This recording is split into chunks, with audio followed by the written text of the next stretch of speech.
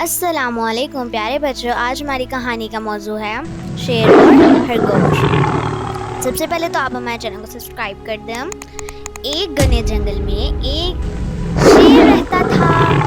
وہ جنگل کا بادشاہ تھا، لیکن وہ جنگل کے جانوروں کو بے رحمی سے کھا جاتا تھا۔ جنگل کے جانور شیر کے خوف سے چھپ جاتے تھے اور ڈرتے رہتے تھے۔ ایک دن جنگل کے سارے جانور اکٹھے ہوئے۔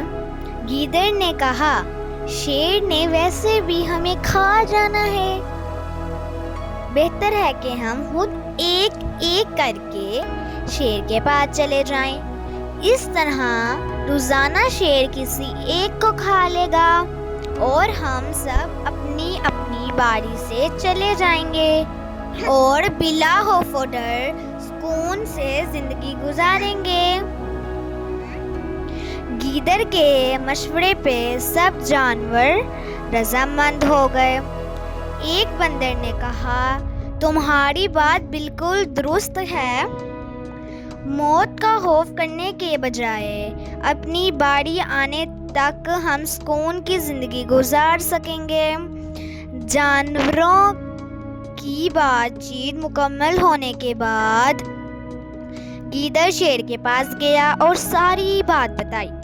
شیر نے کہا، ٹھیک ہے، لیکن اگر کسی دن دیر ہوئی تو میں آرام سے نہیں بیٹھوں گا اور جانوروں پر حملہ کر دوں گا۔ اس کے بعد روز ایک ایک جانور شیر کے پاس جاتا۔ شیر جانور مار کر کھا جاتا اور اپنی بھوک مٹاتا۔ ایک دن شیر کے پاس جانے کی باری خرگوش کی تھی۔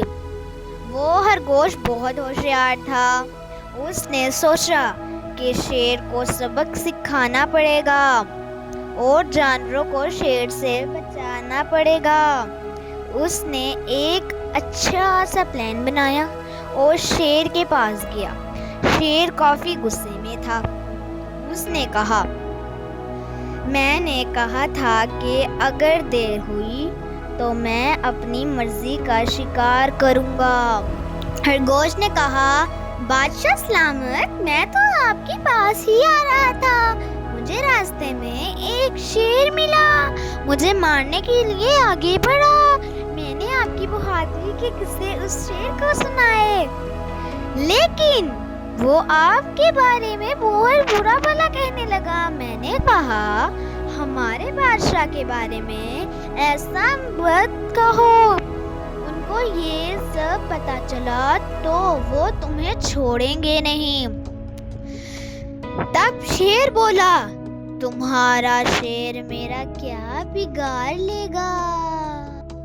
تمہارا بادشاہ ہو یا کوئی اور، میرے ہاتھوں سے بچ نہیں سکتا۔ خرگوش نے شیر کو غصہ دلانے کی پوری کوشش کی اور شیر کو غصہ آ گیا۔ شیر نے خرگوش کو کہا، چلو مجھے اس شیر کے پاس لے کر چلو۔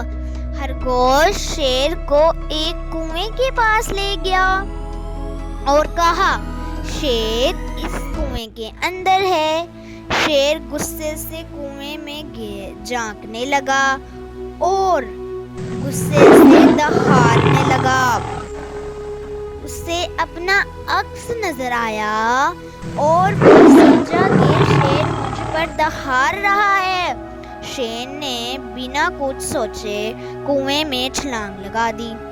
کنویں میں کوئی نہیں تھا۔